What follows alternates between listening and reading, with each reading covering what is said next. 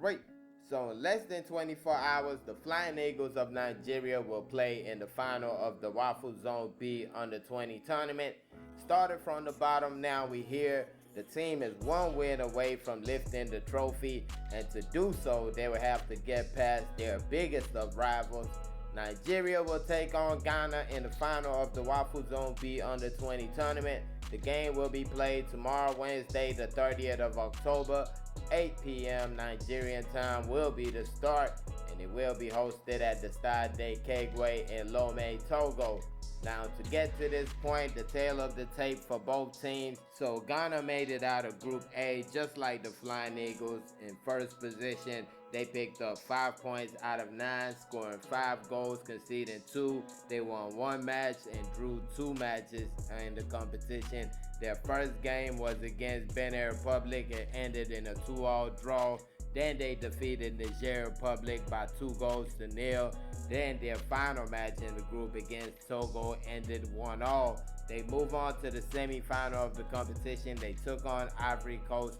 Same scoreline as we had against Ivory Coast, 2-1, and that's how they get in the final. On the other hand, the Flying Eagles started the competition on a low. They lost their first match against Burkina Faso by 1-0, but then they bounced back in their second match of the competition against Ivory Coast, winning that by 2-1 and putting them in the semi-final of the competition. Semi-final, they take on Niger Republic, and they win that by 3-1. Now, for me, I've definitely been impressed with the Flying Eagles so far in the competition. First of all, the character that they showed after that first loss against Burkina Faso.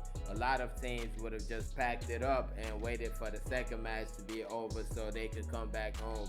But they dug in deep, and you could see from the performances, and you can really see that we got a whole bunch of quality players on this team. It's not even the 11. You look at the third goal against Niger Republic, the 2 players, the guy that assisted the goal and the guy that scored the goal, both came off the bench.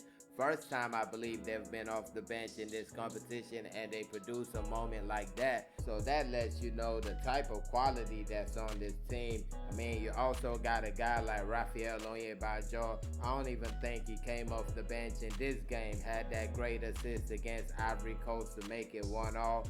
So we got a whole bunch of players. You definitely have to give the coaches credit. Aliyu Zubairu didn't look good at first, I must say, but we definitely see it now, and credit to the coach for that right there. Now, when it comes to the Flying Eagles players, I feel like maybe the only thing we can ask is a quicker start.